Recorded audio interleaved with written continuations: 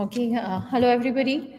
We're going to do nested. We just finished doing nested if statements. So now we're going to use some and or statements along with if statements. So the and symbol is a logical operator and is used to combine conditional statements, right? So we will try and put that here in R. So we start, let's say A is equal to say 200, B is equal to 33, and C is equal to say 500. Yeah. Then if A is greater than B and is greater than C, bracket close, curly brackets open, print both the conditions are true. Sorry, if A is greater than B and C is greater than A,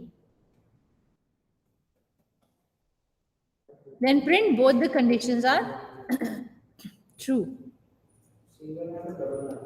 So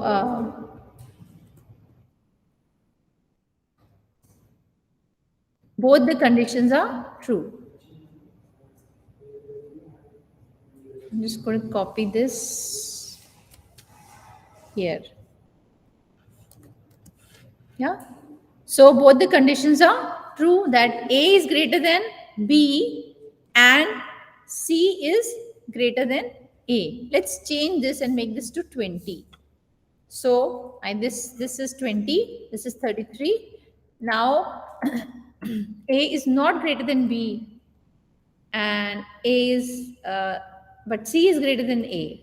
So it's not printing anything. It's not giving an answer. Right?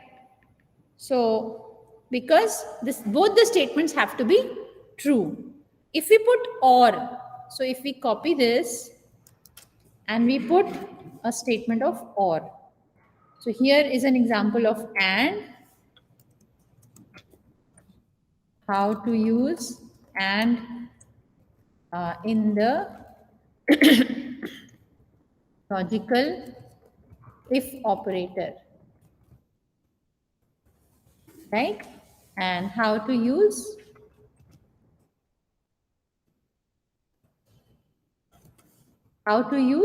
or.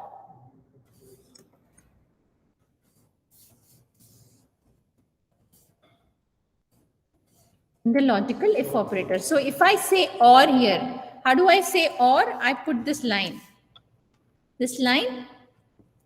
vertical line, which is on the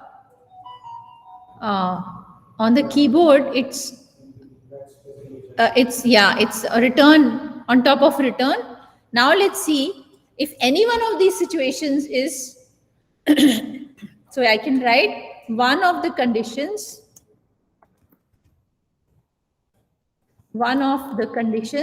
is true. At least one of the conditions is true. So here A is not greater than B, but C is greater than A. So I run this. When I run this, at least one of the conditions is true. Okay, at least one. Why did I write at least one? Because if A is greater than B, suppose B is 3, then A is greater than B and C is greater than A. Now when I run this, both the conditions are true, then also it is giving me a print, right? So or we have done. Let's look at some loops, and there are two. In R we have two loop commands. In R we have two loop commands. We have two loop commands. Concurrency loop, we have the while loop and we have the for loop. Okay, so let's look at both these loops. So let's learn how to use the while loop. So in this we write uh, the while loop. Okay, so we start with the while loop. So it says I is equal to 1.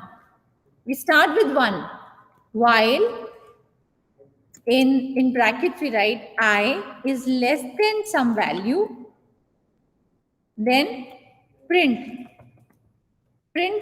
I.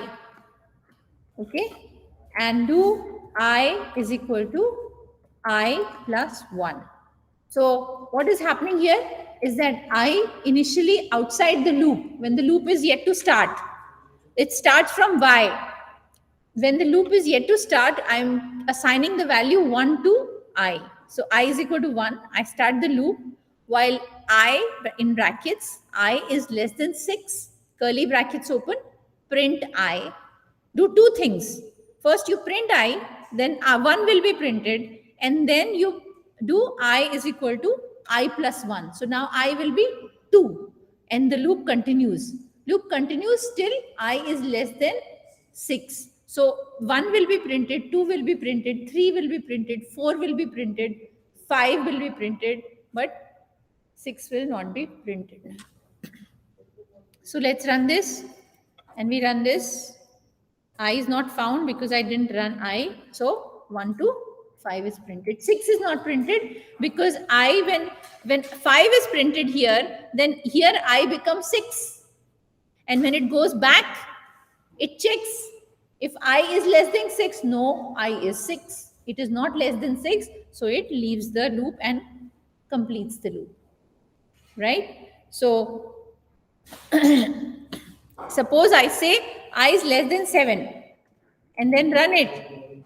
Then I will be, so I is equal to 1 and it's run 1 to 6. Okay. So now suppose I run this 1 to 6. Now value of I now is 6. So if I say this to be 7, if I say this to be 8, then if I run it, only 7 is printed because now I is 7. So I'll have to, if I have to run this again, I'll have to go back here and again assign I is 1 and then do, and then it will run till 7 because I now is less than 8. So every time I run this loop, I'll have to first say I is some initial value. I can also say I is equal to 0. If I say I is equal to 0, then it will run, and I can also say I is equal to 8. So let's see what happens when I say I is equal to 8. So it says, right, it gives an error because it has to stop at 8. So now it prints till 1 to 7. As less than equal to, if I say this, then if I say less than equal to, then it is printing 8 also because it is equal to 8. Because it is equal to 8, right? Let's look at a break. Let's look at a break function. So I can also say break. So I say I is equal to 1, not 1, but I is equal to 1. And I say while I is less than 6, I open brackets, I open curly brackets and say print I, and then I say I is equal to I plus 1, and then I say if I equal to 4. If it is equal to 4, then curly brackets break. Then curly brackets break, and this is my final curly bracket. I'm telling it if I is equal to 4, so it will break at 4. So if I run this, it breaks at 4. If I say break at 5, so it will do till, I have to do this again, and it breaks till 4. It breaks till 4. is equal to 5, it should break at 5. I'll have to convert this to 7. So then it will go till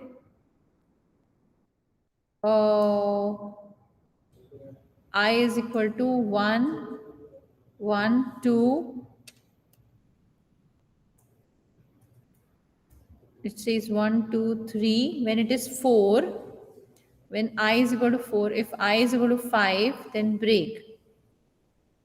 I'll have to paint this to 6. Let's see if it is doing now till 5. Okay. Yeah, it's coming out to 5. Yeah. Okay. So let's look at for loop now. So we have the for loop.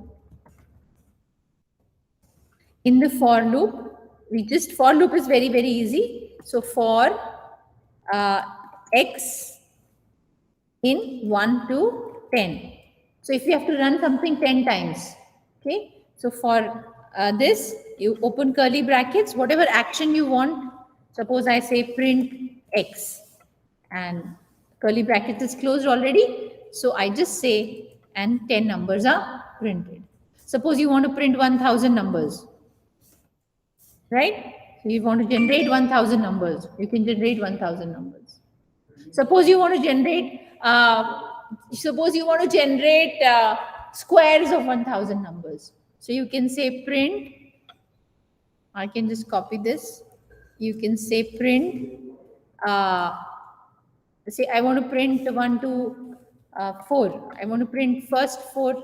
So this x into x.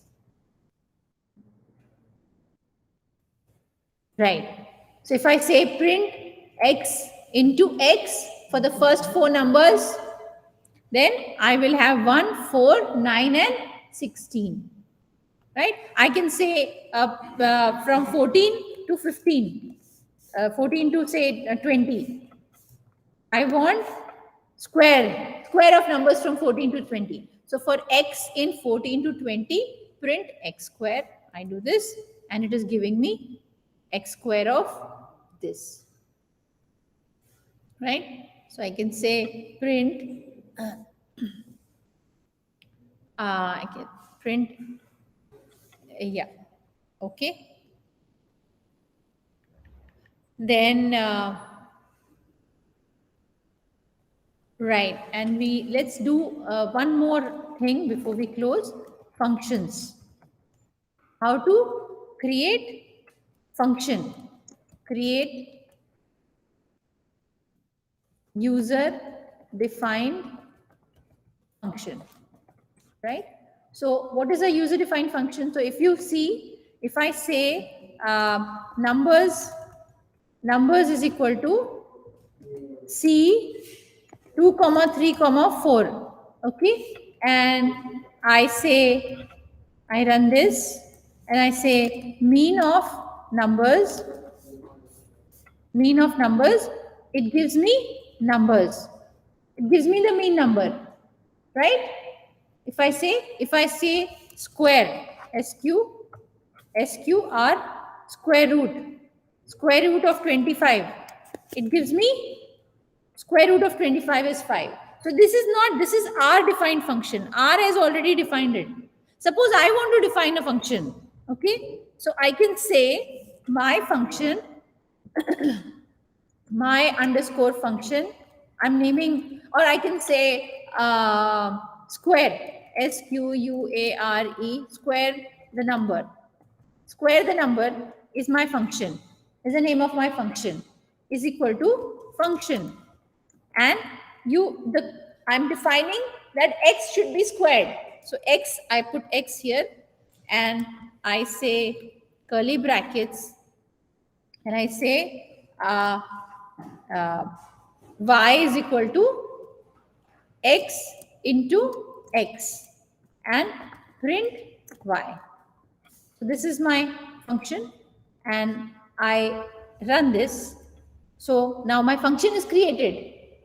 My function is created. Function is the function to create this square the number. So now if I write here square, see now the function has come. If I say square the number and I give a number here, say I say 25 and I run it, it gives me 625. Right? So what I have done here, I have defined my function. I've defined my function. So here I have defined my function. This is our defined function. This is our defined function.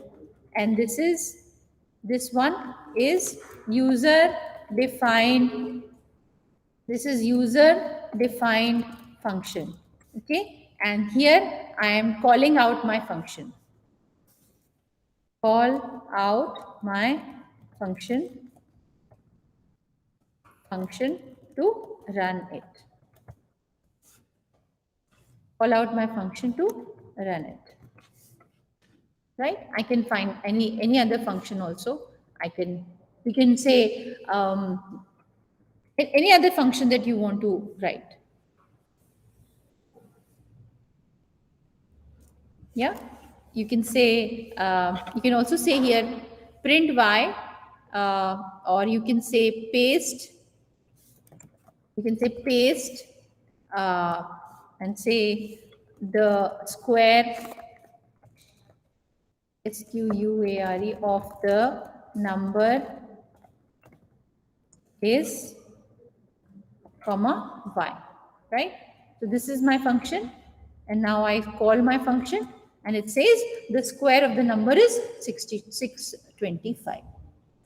I can also say the square of the number comma x comma is equal to y, right? The square of the number x is equal to y is yeah, because right is yeah. So now I'm doing this, and when I call it and ask, now it's printing the square of the number 25 is 625. Yeah, so whatever I'm writing, I can go back and say square of the number, say 23, and run this. Square of the number 23 is 529. Okay, or I can divide it. I can say divide this. Whatever I mention here will be done, and that will be shown when I call out the function. So this is how we do user defined functions in R. The way to do it, the operation is function, and I'm saving it in this variable, whatever I'm naming here. Right? So we stop here.